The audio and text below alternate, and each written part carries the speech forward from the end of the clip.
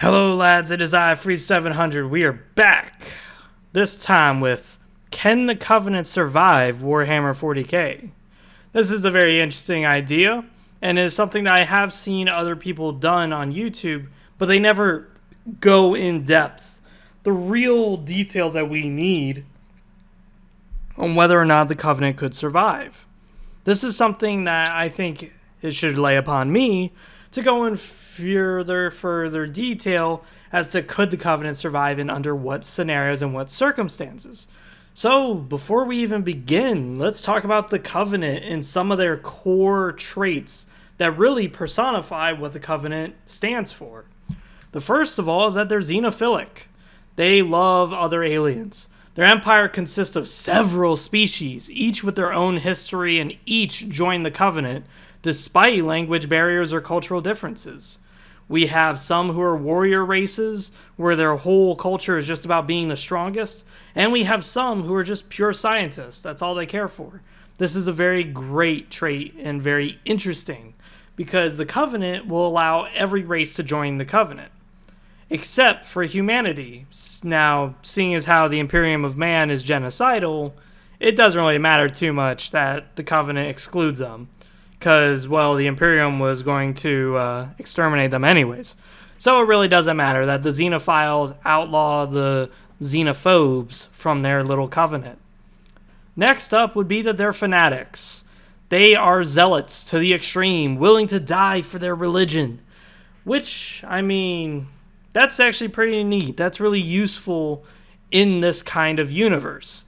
After all, the willingness to die for one's beliefs is going to be needed against humanity, because they will do the exact same. They will die for their God Emperor.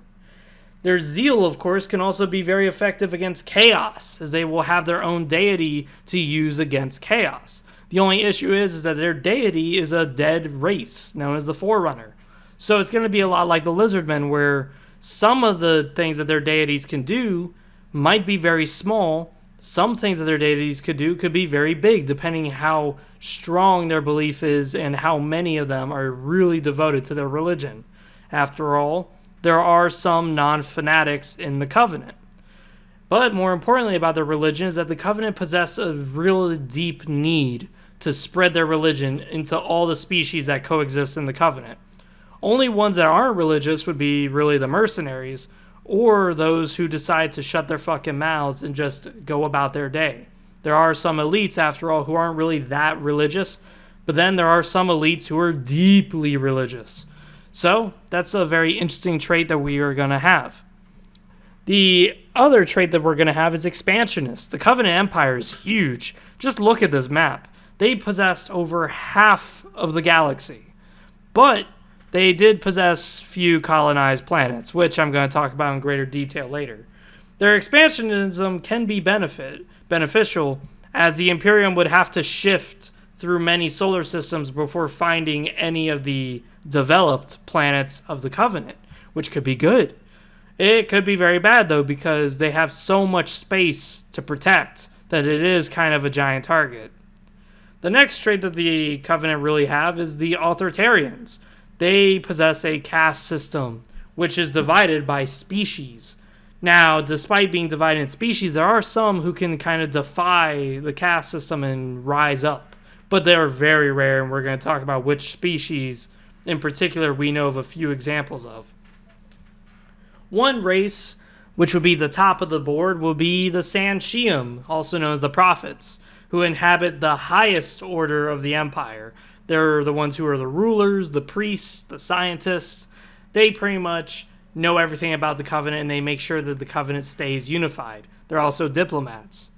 The next down the chain would be the Healy, who are middle to upper class, being the warriors and generals that carry out the protection and military actions of the Covenant. Some Healy reach high enough in their military that their words carry enough weight as a prophet. This can cause public strife if the elite in question decides to rebel. But the Healy are also kept in the dark in regards to why their forces must be diverted. So a prophet can still temporarily take control over an elite's forces no matter who the fuck the elite is. So we do have a bit of a mixture of a middle to upper class. That's great. That means that there's a little bit of conflict between the upper class and the class right down below. This is perfect. This is very realistic. Next, we have the Jurohane, also known as the Brutes. I'm going to keep calling them the Brutes because that's easier. They make up the lower middle class, being the first ones into battle to fight amongst the opening chaos, and they're strictly used as guards or cannon fodder. Their stature within the Covenant Empire is very low, I would say, given what they can do. And I think that's mostly due to the fact that they are kind of stupid. I wouldn't say they're full-on retarded, but they are a little mentally slow and easily fooled. So them being a little bit of the lower side to the middle class makes sense to me. Next down the line, we have the Jackals. These guys make up the higher of the low class, being able to choose their career, whether it is a fighter or a merc, or join the army, or be a pirate. Their class is kind of limited in choices. They're also treated kind of as cannon fodder, but given their extreme eyesight, they have earned the name of sharpshooters, and they have earned a good spot in the Covenant right above the lowest position, which of course they use that to attack the lower position, which would be the Ungoi, the Grunts. They are the lowest. They are the lowest of the low. They are given very little thought as to their care, but some very, very rare Grunts can make it as high as officers in the military. They can also get as high in the public to the point that their word can carry a little bit more weight than a prophet. Now, when that happens, shit usually hits the fan, because these would be called deacons, and grunt deacons are around middle class, but there are some grunt deacons who become so popular they can incite rebellions and riots, which is very nasty considering how numerous the grunts are.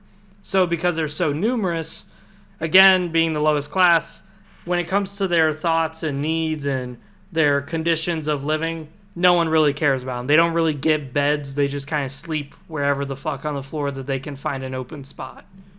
There are a few other species, but their jobs are usually maintenance, as they possess no mind or limited brain capacity to really have anything like valuables, housing, entertainment. These two would be usually the hunters and the engineers. There's also the drones, but the drones, they're just kind of weird. Honestly, their role in the Covenant is kind of in question as to what the fuck they exactly do, besides be a swarm military force. But they seem to not really listen to the Covenant that well. But yet they coexist in there. So the hunters and the engineers, I'm not going to pronounce their real species name because they're super long and they are very difficult to pronounce. But the hunters, they're the little worms that tend to operate the heavy machinery. Many vehicles and many heavy equipment in the Covenant arsenal would not be able to be used by the Covenant unless they had the hunters. And the hunters are considered rare, an endangered species by the end of Halo 3. So, that is very interesting that after 25 years of endless warfare and having the whole Covenant Navy blown to bits, finally they were considered either extinct or rare. I believe the condition was rare. So they are a little bit of a low population, so you're not going to see them too often. But the fact that they operate the heavy machinery does earn them a really nice spot in the society that they live in.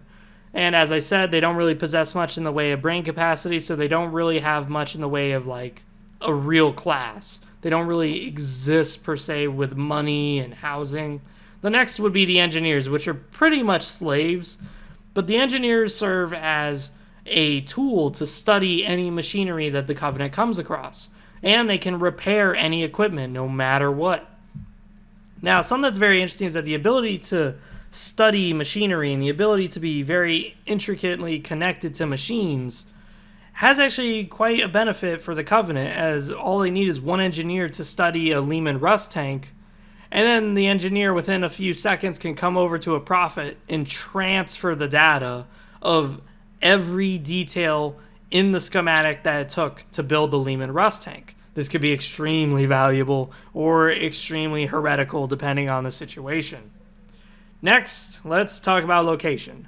So realistically, the Covenant Empire is huge. So anywhere we put them, they will stick out like a sore thumb. Realistically, they would be up in the northern part of the galaxy. But considering what's up in the northern part of the galaxy, this would be certain death. So let's put them somewhere that would be most optimal. Let's do the most optimal scenario that could possibly happen. So, a little bit of history. In the new Warhammer 40K, a great rift has occurred. This has shredded many millions of lives and many planets. The whole Imperium's in disarray. It's divided in half.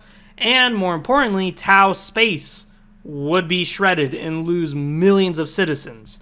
So, out of the rift comes our boys in purple, aka the Covenant. Banana! All their empire just boom right there. Now, this way, they're on the fringes of the Imperial space, and their land would be lodged in with the Tau land, which would cause an instant meet and greet. This will be very nice, considering when we go over how the Covenant would react and how the Covenant can deal with certain races, this is going to be the biggest and nicest part of the whole scenario. Now that we have done that, let's talk about pros and cons to the Covenant in general. Here we go. The first thing will be the pros. So the first thing is that the Covenant have advanced weaponry that can melt just about any armor. Now, your armor could be heat resistant, which the Space Marine armor most certainly is, but after so many shots, it will easily chip away even the toughest of armor that you have, or it could downright melt it.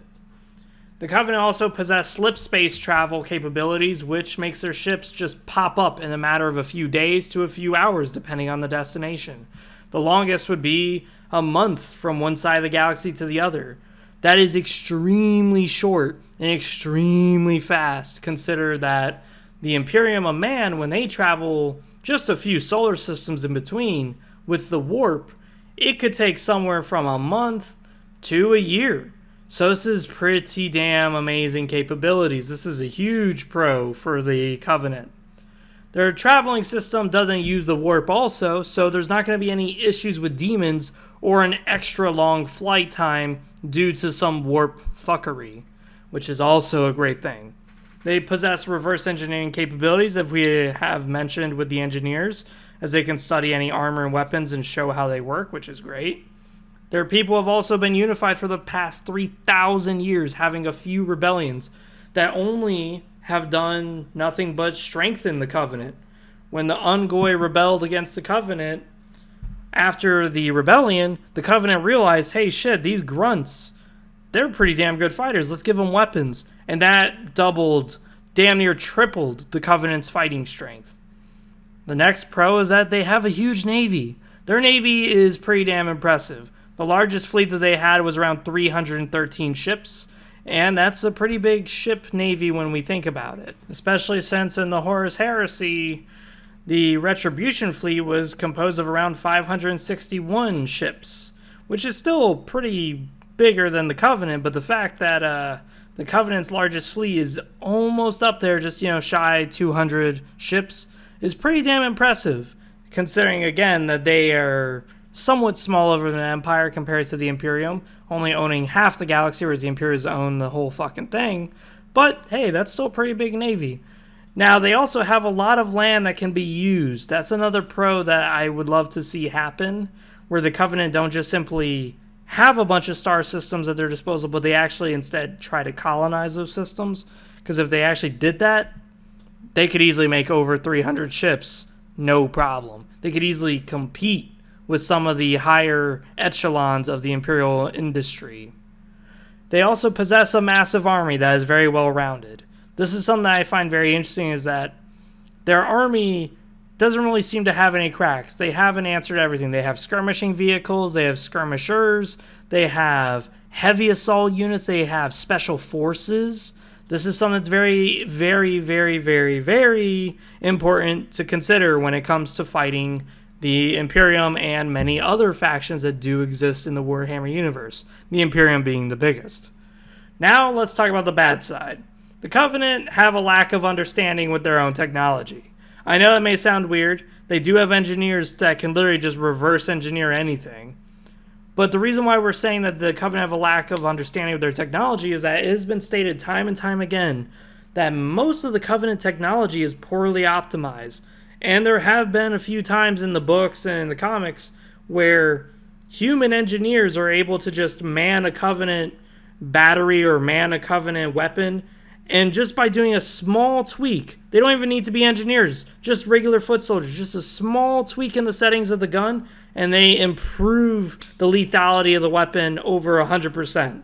This is something that, again, it shows that the Covenant just don't really understand the true capabilities of their own technology. They know what their technology can do. They don't understand, though, how far that spreads. They don't understand that, hey, we can boost the output of this laser beam to literally go through the planet. No, they don't understand that. All they know is that they can use the beam and they can just scorch the surface of the planet. That's something that I would say is a really, really big downside. Now, they could reverse engineer technology from the Imperium of Man, from the Tau, stuff like that. But the issue is that they have to convince their people that these weapons are somehow gifted to them by the gods. Because you see, when the prophets make these weapons, like the plasma sword, the plasma rifle, they always say that these were gifts from the Forerunner. The issue is that if they reverse engineer a Lehman Russ tank, it's going to look so obvious that it's going to be very difficult for the prophets to try to convince their people, hey, these are Forerunner weapons. Yeah, this could cause issues. Now, the rebellions that the Covenant has had almost destroyed them. And if they had outsiders, they could be easy prey if another rebellion opens. Now, I know what I said earlier, the rebellions did strengthen the Covenant, and they absolutely did. But each rebellion was significant in their own way, and they could cripple the Covenant if another rebellion does occur. Now, despite having a huge navy, majority of the navy is actually spent patrolling Covenant space, constantly rooting out pirates, constantly double-checking, making sure the borders are secure. After all, there's been many times where humanity stumbled into Covenant space, and the Covenant had zero idea that they were even there. So they have a lot of patrols and a lot of space to cover. Again, I think if they just simply colonized more of their land, I think this issue would kind of resolve itself. They also have a lot of land, but as I stated earlier, they haven't even colonized half of it. Not even half of it is colonized. So having a huge empire is great, but there's very little development. Now, despite saying that, the Empire, the Covenant Empire, is industrialized, being able to mass produce weapons and armor, but their mass production capabilities could be easily increased if they just simply colonize more. Now, that of course can be a real big downside to the Covenant. And lastly, despite having a well-rounded army, their army is rather fragile. They're unable to really withstand against bombardments, and they're not really able to rely too much on full frontal engagements without taking massive, massive casualties. So they rely a lot on their air superiority, which, if they do not have that, their army is looking pretty damn useless. And that's a real big issue that we're going to have to factor in most of the scenarios. So let's cover the first scenario, the first race that they would encounter, the Tau. Funny enough, I don't really see anyone say this, but a lot of people always go, oh, Tau versus Covenant, Warhammer 40K versus, the Covenant. But the funny thing is that if the Covenant really did exist in Warhammer 40K and they were put in Tau space, I don't think you would really realize what you just did. What you just did was you just put two empires who are exactly the same right next to each other. See, both empires share the same exact core traits and characteristics. Both are xenophiles. Both hate the Imperium. Both would desire an alliance with one another. But both empires would try to push their agendas and their political ideas and religious ideas onto one another. This would cause a war of conquest, where the Covenant would attack a few worlds trying their best to subjugate the Tau, and the Tau would fight back, trying to instill the idea of the greater good into the Covenant. That's what would cause a fight, not the idea of, oh, they're both aliens, let's just pit them against each other. No, the only scenario in my head that could honestly work between the Tau and the Covenant where they actually fight would be due to religious reasons, and of course political. After all, the Tau believe in a caste system, but they do seem to refrain that caste system from other aliens. They still label them as something else like Guevesa, but they don't seem to really strictly tie them down into, you're a Guevesa fire caste, you're a Guevesa water caste. No, they seem to have a little bit of leeway for the aliens, which is pretty interesting to say the least. Now, the Tau, of course, in this scenario would be very defensive, as they're defensive in all opening engagements, being unsure who their opponent really is and what they're capable of.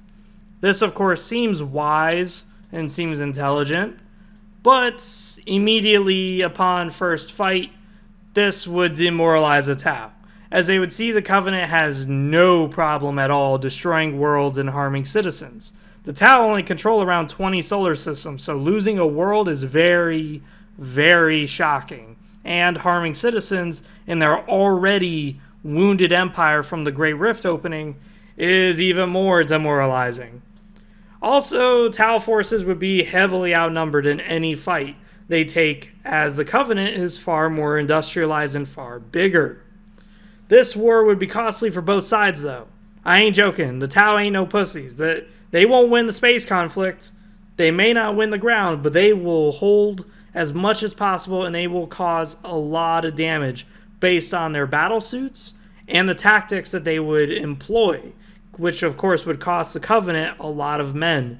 After all, the Tau have very long-range snipers. They have really tough battle suits that could take on whole tank squadrons and platoons by themselves.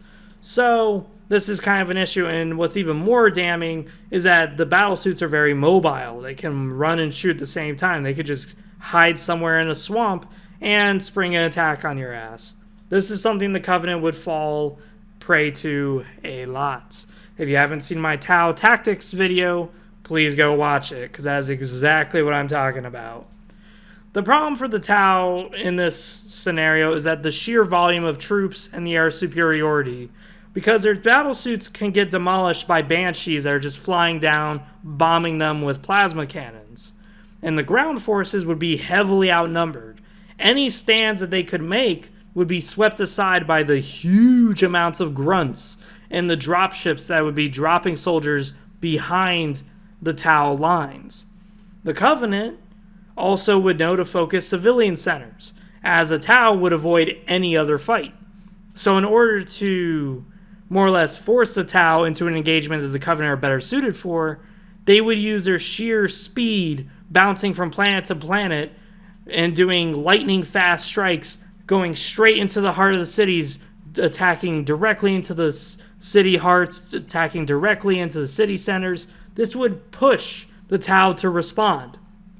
But the issue is that this would also push the Tau's response time. Can they respond fast enough, as their cities are already burning before their sirens even went off that they were under attack? I'm not trying to belittle the Tau here. The Tau are very efficient. Their rifles would easily punch through an elite.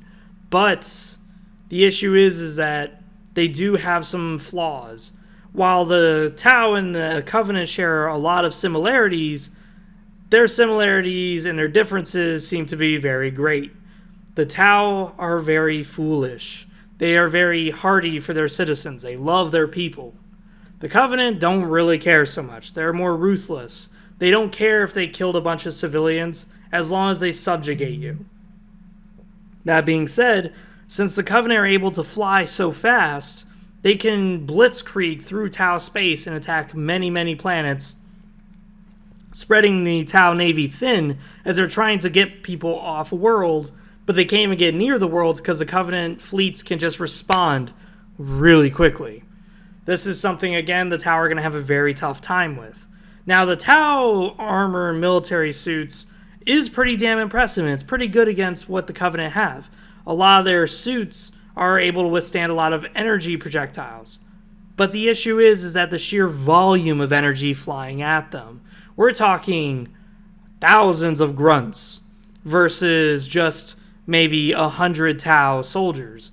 This is, of course, an unwinnable fight. Sure, the Tau can pick off a few grunts from a distance, but the Covenant does not give a fuck about the casualties that they suffer. They care about results. This, of course, is going to be a very big issue.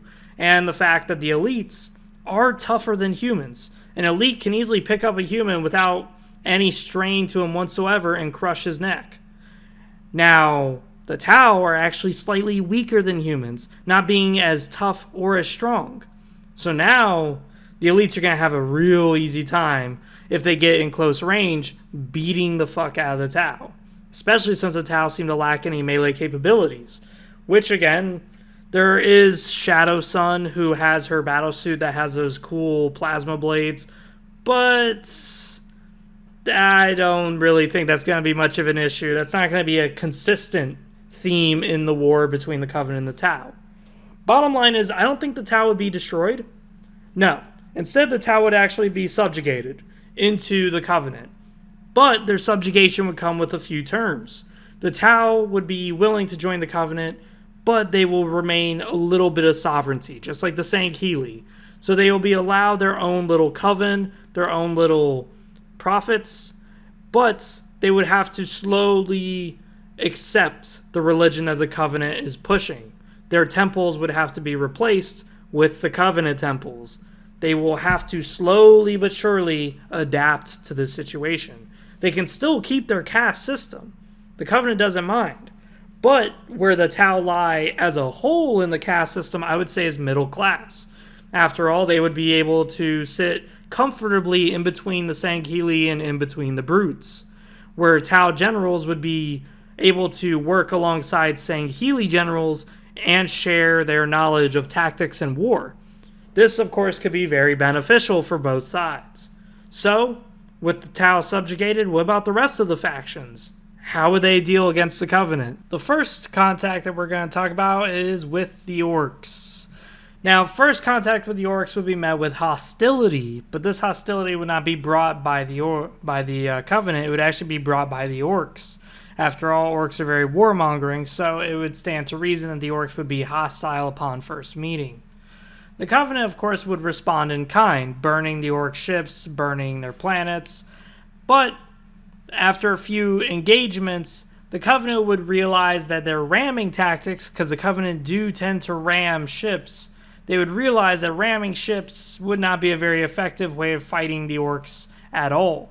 Realizing that the Orc ships are mostly just asteroids with engines attached to them, it would really be a net loss for the Covenant to keep ramming ships. And they would probably refrain from boarding the ships, because boarding just encourages the Orcs to fight, which is exactly what they do not want to do.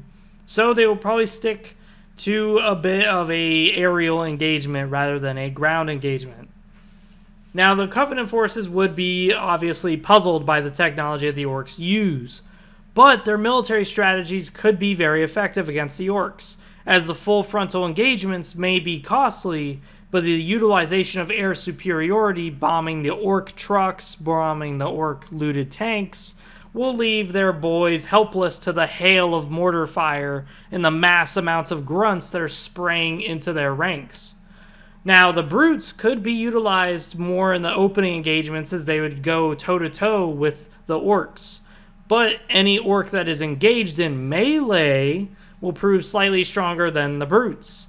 So the brutes would have to utilize their smarts for once and work in packs, using their jump packs to get around, spraying their hot spikes into the Orcs' rears. But they would also have to utilize their technology, as their Orc gravity hammer would be very effective. The brute gravity hammer, my bad. The brute gravity hammer is very nasty. You definitely don't want to get hit by that, as it hits a lot harder than what you think. Now, after a few small skirmishes and engagement, the Tau and the Covenant will use strategies that involve killing war bosses of the Orc warbands to disperse them, but they will also use other tactics such as burning sections of the planet that the Orcs have infested. After many failed attempts at cooperation with the Orcs, the Covenant will, of course, resume the glassing procedures, glassing planets that have been touched by the Orcs, declaring them more as parasites, infecting the worlds that they have touched. Now, if an Orc Wah reaches Covenant space, then the Covenant will be hurt very badly, having to fight off hundreds of thousands of Orcs, and to the point that the Orc ships could be blocking the skies. The best course of action, of course, would be to snipe the enemy war boss with their jackals, or using methods of glassing the Orcs and their ships, as the Orc ships are very slow indeed.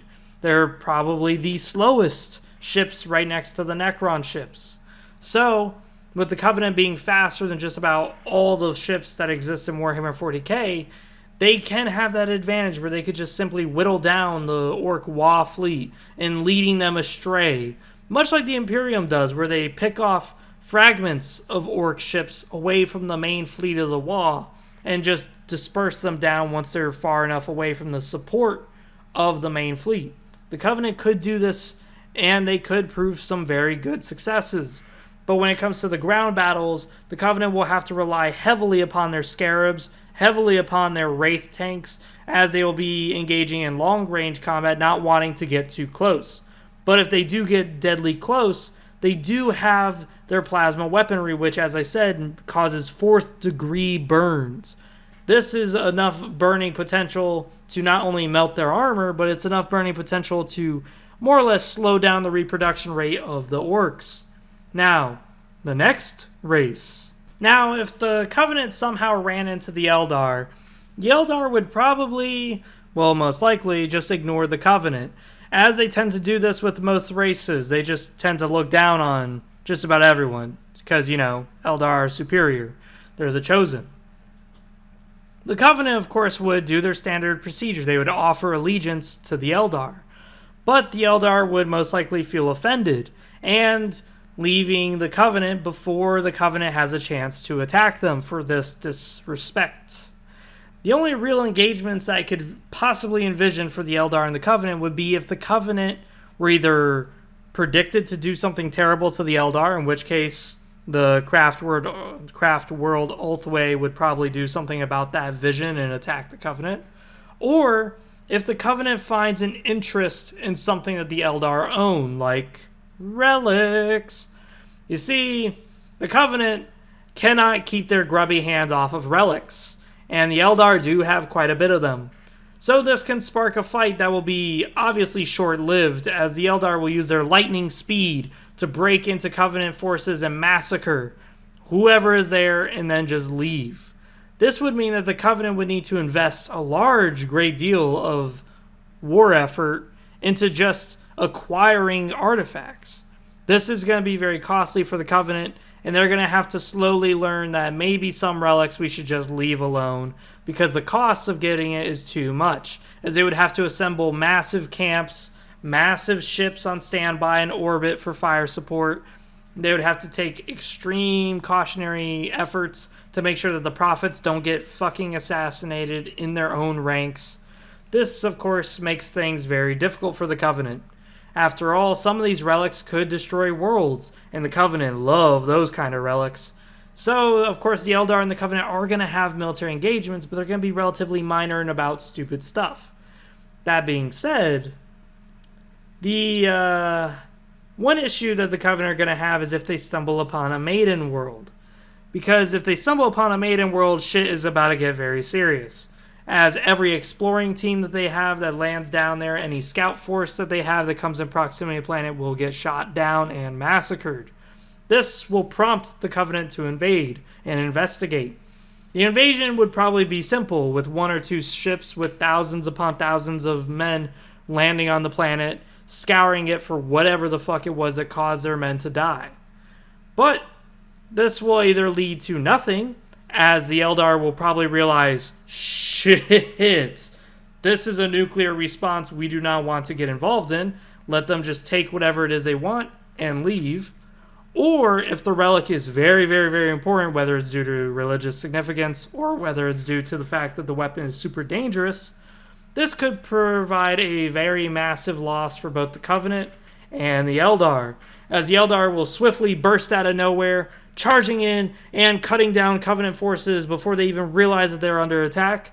But once the Covenant catches around, since they do have a massive fleet in standby, and they have a massive army there scouring the planet, this will mean that now the Eldar are actually being shot back at. This, of course, can prove very nasty. But more importantly, if the Eldar still prove too persistent and they're giving the Covenant way too many losses, the Covenant can always just say, fuck this shit, I'm pulling out. In which case they will glass the worlds. This, of course, will piss the Eldar off to the extreme, as now their world just got basically exterminatus just because the Covenant didn't have it their way. This will piss off the Eldar, and the Covenant will be pissed at the Eldar. So really, when we get down to it, the Eldar would never confront in a massive invasion unless absolutely necessary, like relics. But the Covenant will clearly try their best not to engage.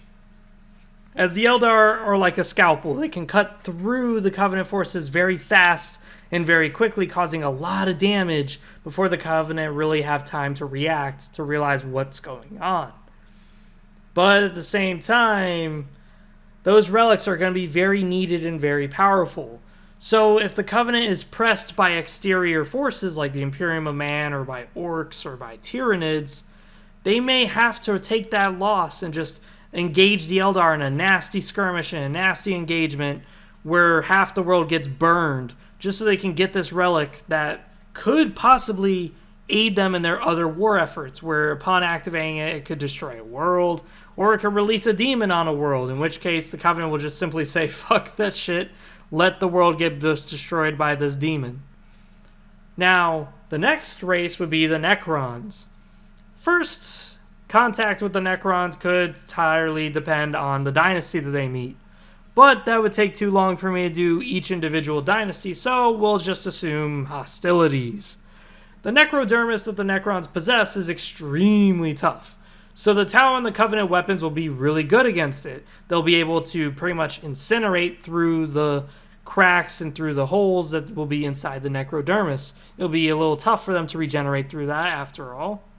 Now, the problem is that the Covenant is going to find out very quickly that Necrodermis regenerates. This is, again, going to prompt it where the only real strategy the Covenant could effectively use against Necron forces would actually be just glassing the planet or using scarabs and locusts to just deep laser beam their forces, just wiping them out entirely, just reducing them into non-existence. Would be really the only way that the Covenant could deal with the Necrons. Now, the issue is that some Necron tombs are so deep into the planets that glassing it from orbit will just simply put the Necrons back into sleep. But if the Covenant decide to burrow into the tunnel, they could actually end up releasing more Necrons into the world than was originally planned.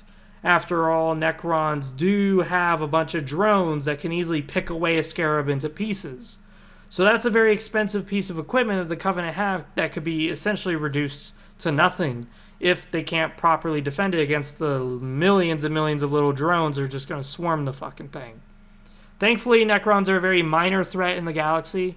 I know what you mean, I know. You're probably typing it down now. Minor? The Necrons are like, they're able to destroy suns if they feel like it. Yeah. We know, Necron fans, we know. The issue is that Necrons and their dynasties are very small, and they're very battered and damaged. So, with that being said, they're not really much of a threat that the Covenant would really want to invest themselves into fighting until a later point in time. So Necrons and Eldar, I would lump them together where the Covenant has some capabilities of dealing with them, but they will probably focus on other things, like the Imperium of Man, or the Orcs, or the Tyranids. And once they conquer enough of the galaxy, that's when they would turn and say, okay, now I'm going to fuck with you. Now I am 100% dedicated to fucking you. Please, assume the position. But until then, really, I would say the Covenant would probably do best avoiding the Necrons and the Eldar due to these capabilities that both sides have. After all, the Necrons are able to use their Gauss rifles as infantrymen to just lift up a Wraith tank and just blow it to bits. This is extremely powerful capabilities that the Eldar and the Necrons are best to be assumed as just really objects that are in the way for the Covenant when it comes to their other military engagements. So, yeah, the Covenant are best to just avoid this. Even with Tau forces at their side, with battle suits and shit, it is best to just leave this be for a later point in time. Next up, we got the Tyranids. And Tyranids have once fought the Tau before, and they nearly destroyed them, despite being a very small hive fleet. So, with that being said, I could see much the same to be expected with the Covenant. You see, the Tau were only able to beat off the Tyranid fleet. Excuse the term beat off, but you get what I mean. They were able to defend against the Tyranids because, one, the Tyranid forces were small, but also the Tau are as adaptable in their technology and tactics as the Tyranid are adaptable in their tactics and their genetics. After all, the Tyranids can change and morph their bodies so they're faster, stronger, more resistant to energy weapons, or more weak to energy weapons, but more resistant against auto guns and stuff like that. Now, the Covenant, on the other hand, is very inflexible. They tend to stick to the same military strategies, even though it will cost them a lot of men. And, of course, I know what you're going to say, there's always those one or two random generals that actually do different tactics. But typically, most of the time, the Covenant is very inflexible, and they will use the same tactics over and over again, despite the fact that they are obviously failing. So the Tyranids would only need to adapt to the Covenant strategies of frontal engagements and divide into sections, and be fast enough to close the gap between the Tyranid forces and the Covenant forces, as after all, grunts are very useless in melee combat. With the fact that the grunts consist of majority of the military occupation, once you get rid of that, the Covenant is starting to sit pretty damn useless. Now their tanks are in the front line, and sure, they could still blast you a few inches away from them, but now they're in danger of being shot at. And that's not good. That is not what the Covenant wants, is to be at risk of taking fire back. And the Covenant then tend to put super weapons onto the battlefield, like scarabs, like a giant heavy cannon. But if the enemy is so fast that they can close the gap and attack you, well, all that's starting to seem very mute.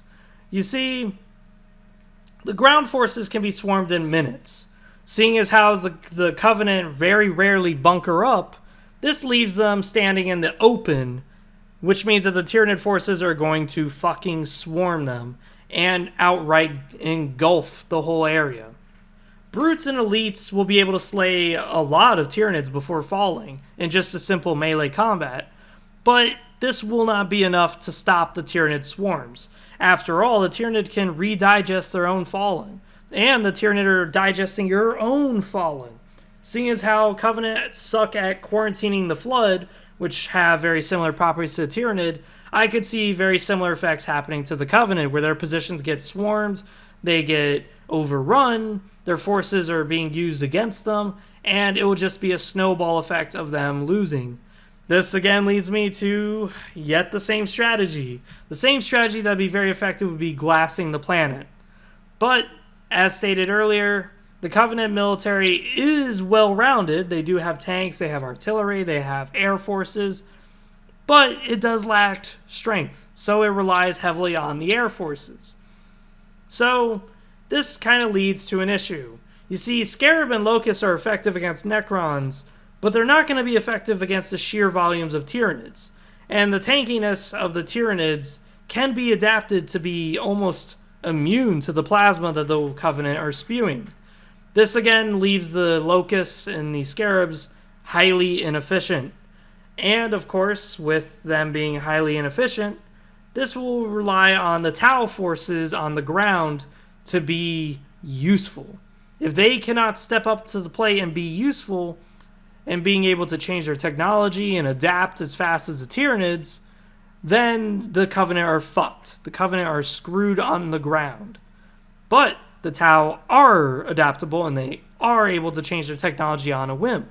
So, by utilizing the Kroot as a frontline force along with Brutes, this would change the way the fighting works. as now the Covenant can have their typical selves blasting the enemy with tanks from a large distance, while Kroot and Brute forces hold the front line, while Grunts, Jackals, Elites, they all sit behind, along with the Tau, who sit even further behind, and rain fire upon the Tyranid forces.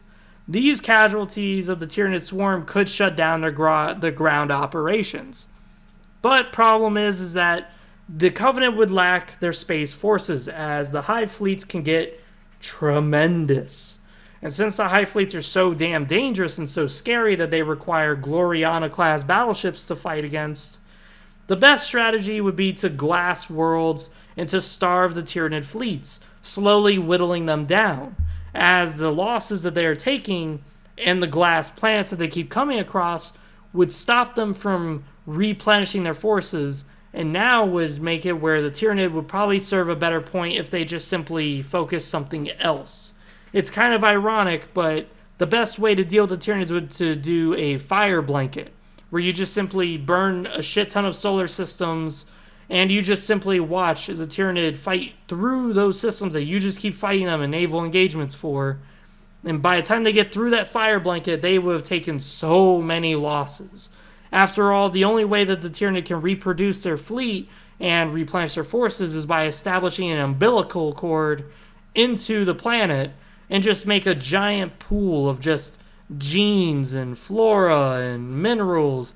That way the fleet can replenish. But if you're glassing the world and just burning it to cinders, you're getting rid of the Tyranids' method of replenishment. This, of course, along with the Tau ground forces fighting with the Covenant ground forces, would be the two best strategies I could think of. But as I stated earlier, the Covenant are very inflexible, and their military strategies are kind of lacking. So it would really take a lot of ground lost by the Covenant before they realize something like this could be done. But by that point, the Tyranid hive could be so critical mass, or so deadly, that the Covenant forces would be too late. They would just get destroyed by the Tyranids. Overall, I would say the Tyranids have a possibility of absolutely crushing the Covenant. Now, let us talk about the Imperium. Because you see, the Tyranids, they just need a few situations to go wrong, and the Covenant could potentially win. The Imperium, I say for last, because I just see very little hope in the Covenant doing anything good against. So let's go in depth why. So the Imperium, it is large and xenophobic, being genocidal to the very extreme. Their ships, of course, let's talk about the Navy first before we talk about anything else. Now their ships are large, but they're very slow. The largest Imperial vessel is almost 3 times larger than the biggest Covenant vessel. So that's a good thing, for the Imperium at least. The Void Shields, which is what the Imperium uses, they can't stop boarding actions, but neither can the Covenants. And the Void Shields are very effective as Covenant shielding is effective, so it blocks pretty much most damage. The only difference is that Covenant shielding is faster at regenerating, and Covenant shielding is sectioned. In other words, you can shoot the center of a Covenant cruiser and then shoot the bridge, and those would be 2 different shields that you just damaged. Now, Covenant shielding, I would say, is slightly weaker as far as to how much it can handle. Like, you can shoot a really fast fucking meteor right at it, and it'll go right through the shields and into the ship and just splitter it to pieces. But it is better than Void Shield because it fast recuperate, and it's sectioned off. So the only way to really punch through the Covenant ship is to either hit it really, really hard through one section, which the Imperium can most definitely do, or focus fire on a very specific part, and once you knock that shields down, the shields will shut down all around the ship. This is, of course, in the Halo Wars comic that you find this out, that this is how the Covenant ships really work. But once the Covenant shields are down, Covenant vessels are very fragile. And if they're boarded, they're very easy to clean up, especially for Space Marines. Now, the weapons of the Covenant ships are very capable of obviously dealing massive amounts of damage to adamantium plates and the plate steel that are the components of the ships that the Imperium uses, even if they are Gloriana-class battleships. The only problem is that the Covenant needs to get close, and the Imperium ships are designed exactly for that purpose of close space combat. Now, on the flip side, Covenant ships are very fast, way faster than the Imperium, being able to blink into ships mid-combat, able to slip into slip space within a moment and then come right out even closer to you. So they can close the gap really quick. And Covenant shields are able to withstand nuclear blast. But the Imperium has a lot more ships at their disposal than the Covenants. After all, most of the Covenant's fleets are dedicated to patrolling. The largest fleet they had was 313. The largest fleet that the Imperium had was 560. So, yeah, way big difference. One saving grace is that the Covenant can produce their ships faster than the Imperium, as the Imperium could take years to produce just a simple cruiser, whereas the Covenant could just produce that in a year or so. The Imperium can also take decades to centuries to produce those amazing battleships that can do a lot of damage. And some vessels are unable to be reproduced at all, like the Gloriana-class battleship. That is totally lost to them, technologically speaking. So, that is really good for the Covenant, as destroying a few fleets can prove utterly devastating to the Imperium, as now they will no longer be able to replenish those ships. So this will force them to either form up a massive fleet and just scour through the Covenant space slowly but surely, or pulling their ships out of the fight as soon as possible and wait for a better advantageous position, which they have done before against Tyranids and so on. The problem is, though, is that the Covenant ships are far faster than the Imperiums, as the Covenant can bounce to other solar systems within hours, whereas the Imperium could take years. The sheer amount of ships the Imperium has far outnumbers the Tau and the Covenant combined, and the size of their arsenal far outstrips the combined arsenal of the Tau and the Covenant. So already the Imperium has a strong naval presence. But due to the fact that the Covenant can just blink solar system to solar system, planet to planet, the Covenant can, if they act fast enough, use their naval supremacy for really good amounts of damage and get their licks into the Imperium before they could react. The next issue, of course, is the Special Forces of the Imperium, aka the Assassins, the Space Marines, the Titans, the Inquisition.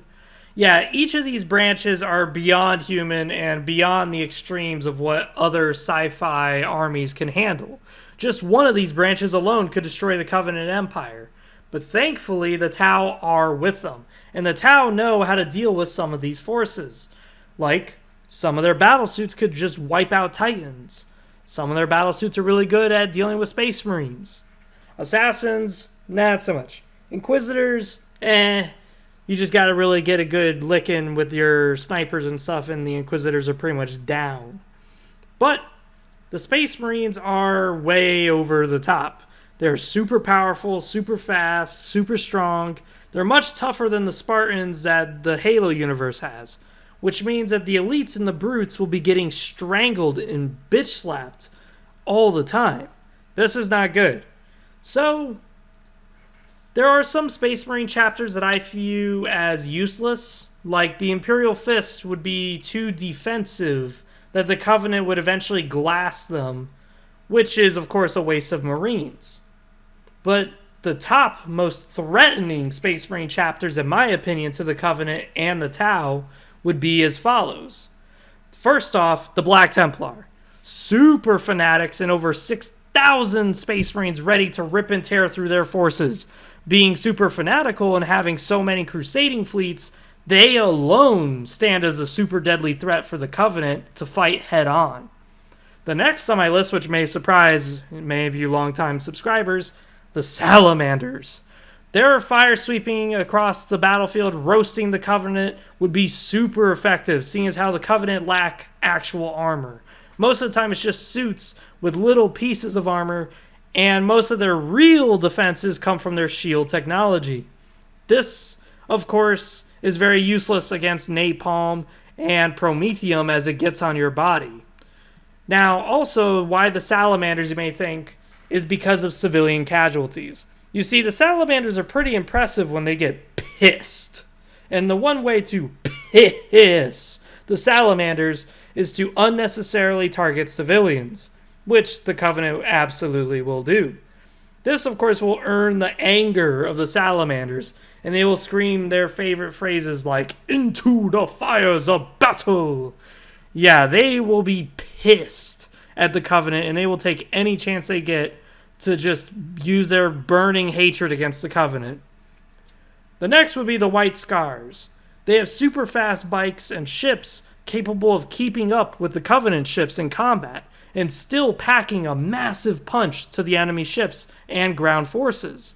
Also, more importantly, the White Scars have a lot of experience with the Xenos, so fighting and hunting generals, zealots, prophets would be very natural for them. One of the next ones is the Aurora chapter. Their massive amounts of Predator tanks can cut down just about any Covenant forces. After all, Covenant armor and tanks tend to be very light. So, a huge amount of just Astartes coming in blasting through on their tanks, this will just drop any army that the Covenant puts on the ground. And their Phantoms, if they ever drop down in any dropships that they have, try to pick up dudes or try to drop off dudes, are just going to get blown away by the Predators. The next would be the Ultramarines. Them being able to mass up with their Primarch, Robert Gilliman, now that he's around, especially during this time, and being able to engage the Covenant using their Codex Astartes to guide them into dragging Covenant forces into kill zones, and being able to effectively use their squads if they find themselves outnumbered and outmatched against a massive Covenant army, proves that the Ultramarines can stand against the Covenant very effectively. After all, the Codex Astartes was designed for situations like this, where you're heavily outnumbered, heavily outgunned. These are the strategies that you will use to effectively use your squads and your team to the best capabilities that they possibly can. This, of course, will shit on the Covenant because they're not that good at tactical combat. Their military strategies are very inflexible. Now, the next would be the Nova Marines. I've yet to review them, but the Nova Marines, they're very Codex Astartes reliant, just like the Ultras, but the Nova Marines have a long history of anti-Xeno warfare. So just having a history of anti-Xeno warfare, and here they are fighting the most alien of alien empires that has ever existed, they will do really well against this. The next would be the Raven Guard. The Raven Guard can sneak in behind enemy lines and sabotage massive towers that the Covenant might erect, and blowing up scarabs before they're even deployed. After all, the headhunters were able to decimate whole mining stations that the Covenant desperately needed. So here we have a whole Space Marine chapter that's just like that, sneaking behind enemy lines, sabotaging their forces, guerrilla warfare, blitzkrieg, get in, get the fuck out tactics. The Covenant would be in disarray fighting this. Their massive super cannons just automatically blowing up for no fucking reason. There they see Raven Guard flying above them. They would be fucked if they fight the Raven Guard. Now, last but not least would be the Space Wolves. They are mostly known for monster hunting and fighting well with Imperial Guard forces. They will be very deadly against the Covenant, as they can sniff out enemy positions like jackals hiding in the trees, and typical Tau tactics like laying ambushes would pretty much be useless against them. Also, more importantly, White Scars and the Space Wolves tend to hunt. They tend to go on hunting missions where they may either cleave off a prophet's head or hunt down a mighty brute chieftain and take him down. One-on-one engagement. It all depends on the situation, of course, if these generals or if these chieftains or if these prophets become very, I would say, notorious. Now, before you guys get your panties in a twist, just know many other Space Marines would be effective, like the Marines Malevolent, my favorite. They would bomb the civilians that the Covenant are trying to kill, which effectively means the Covenant would be losing their forces while trying to hurt you. But I can't spend all day here listing every single Space Marine chapter and specifically how they could help the war effort. So we're just going to simply stick to this small list. Next, I want to talk about a little bit of their equipment. The Space Marine bolters would most likely shred Covenant forces, as again, they have a lack of armor, and it's very apparent that their shield technology is very fragile to explosives. So bolters will just absolutely shred, exploding, getting rid of their shields and then the shrapnel, or even just penetrating through them and then blowing up. Yeah, the elites will be shredded. Also, the issue is their armor. Their armor is mostly made of ceramite, which is very heat resistant, but even then, it can still get whittled down. So marine armor will eventually be chipped off, melted off, as the thousands and thousands of grunts, elites, jackals, Tau focus their fire onto those space marines. Now, the next issue, but not really the least important issue, I would say it's just the next big fucking obstacle that humanity has for the Covenant, is the Imperial Guard.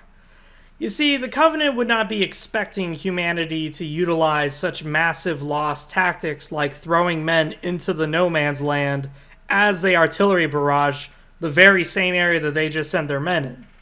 This will catch the Covenant off guard, but it will be effective, as the sheer amounts of people there are would be a huge problem for the Covenant, as the Imperium of Man is, after all, huge. Their birth rates are ridiculously high, uncountable even, beyond trillions. The Covenant would be severely fucked. So the only way the Covenant could really deal with this is to outfit their grunts with better guns, like fuel rod cannons, to cause more damage among the forces that are in front of them. But the next issue past the Imperial Guardsmen's sheer numbers is their vehicles. Imperial Guard vehicles like this Stormhammer picture I have here are fucking loaded with cannons that can shred a whole Covenant battalion in minutes and shred their tanks. So, thankfully, the only way that the Covenant could deal with this is with their Scarabs and their air forces, as they could fly through and plow the vehicle divisions of the Imperial Guards. But problem is the artillery and the ground forces would still shred the air and shred the Scarabs if they got too close. The other issue we have here too is the sheer amounts of firepower the Imperial Guard has at its disposal. Like the Siege of Rex, the Imperial Guard could just bombard half of the planet with hundreds of thousands of artillery batteries, and the Covenant would be helpless. They don't really build bunkers. Sure, they build giant shield towers, but how much damage could those shields realistically take of non-stop bombardment for days? Yeah, no. Those shields will collapse, and the Covenant below would be shredded to bits. Overall, I think the best course of action for the Covenant would be to rely on the Covenant Special Forces, because what they would do is they would deploy many zealots, jackals, grunts, and swoop into a hive city, cause a lot of damage, as the planetary governor and most of the PDF forces would be too busy focusing on the Covenant air forces, focusing on the outside external threats, or just simply policing the fucking hive city to begin with. Policing a hive city is very difficult. Now, while the special forces are there, they can secure relics, they could secure arsenal, they could even sabotage as much as possible, blowing up manufactorums. There's far too much inside the hive city for anyone to notice fast enough that, hey, we have a small special elite fighting force inside our hive city. Now, the reason why this would work is because when Covenant deploys special forces, if you play the game Halo Reach, the very first mission you're on, those are all special forces. They will blanket the area, screening the whole area with heavy forces of grunts, elites, jackals. And that seems extreme. That seems like an army, but that's not. That's actually their special forces just sweeping the section and securing whatever their objective is. Overall, I think the Covenant would most likely begin glassing hive worlds and taking over worlds that have less resistance, while still massacring the civilians, much to the Tau's anger. But much like the Tau expansion, this would acquire the full attention of the Imperium, which is a total death sentence for anybody to gain. Basically, just like the Damocles Crusade, we would have another one, but this time times 2. It's way bigger, it's way harder, it's grander in scale. since now the Tau can colonize every single rock, planet, solar system inside the Covenant's empire, and then they would be able to turn those into factories and industrialize it, so that way they can match the output of some Imperial sectors. But the military of the Covenant would still not be enough.